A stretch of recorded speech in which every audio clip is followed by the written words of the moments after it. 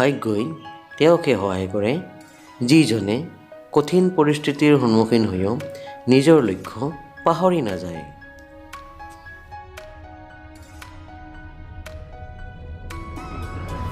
মানুহে নিজেই নিজৰ কৰ্মৰ দ্বাৰা জীৱনলৈ দুখক আমন্ত্ৰণ কৰে।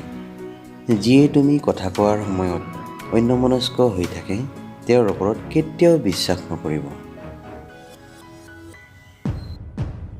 হাৰ মানি লোৱাটোৰ প্ৰয়োজন তেতিয়া হয় কাজিয়া যেতিয়া আপোন মানুহৰ লগত হয়, আৰু জয়ৰ প্ৰয়োজন তেতিয়া হয় কাজিয়া যেতিয়া নিজৰ লগত হয়। কেতিয়াও কাৰো আগত নিজৰ ৰহস্য প্ৰকাশ নকৰিবা। যদি তুমি নিজেই নিজৰ ৰহস্য লুকুৱাই ৰাখিব নোৱাৰা, আনে কিয় ইয়াক লুকুৱাই ৰাখিব? এই ধাৰণাই আমাক ধ্বংস কৰে।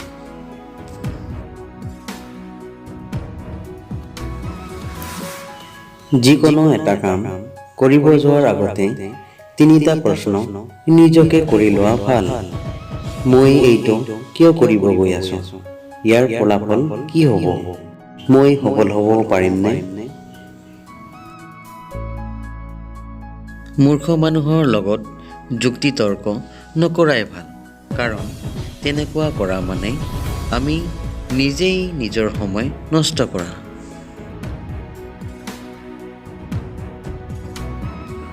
ভগৱান মূৰ্তিত বাস নকৰে।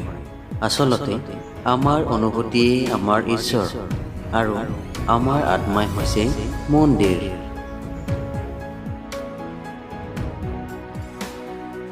ভাগ্যই তেওঁকে সহায় কৰে যিজনে কঠিন পৰিস্থিতিৰ সন্মুখীন হৈও নিজৰ লক্ষ্য পাহৰি নাযায়।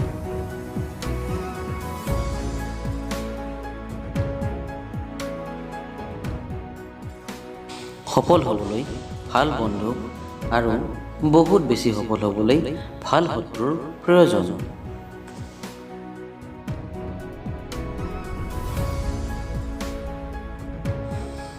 প্ৰতিটো সম্পৰ্কৰ আঁৰত কিবা নহয় কিবা স্বাৰ্থ লুকাই থাকে।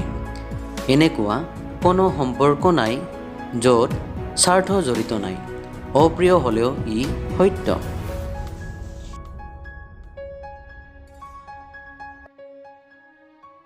ভিডিঅ'টি শেষলৈকে চোৱাৰ বাবে বহুত বহুত ধন্যবাদ। আপোনাৰ আহিবলগীয়া দিনটো শুভ হওক। ধন্যবাদ। যদি ভিডিঅ'টি চাই ভাল লাগে তেতিয়াহ'লে চেনেলটো ছাবস্ক্ৰাইব কৰিবলৈ নাপাহৰিব।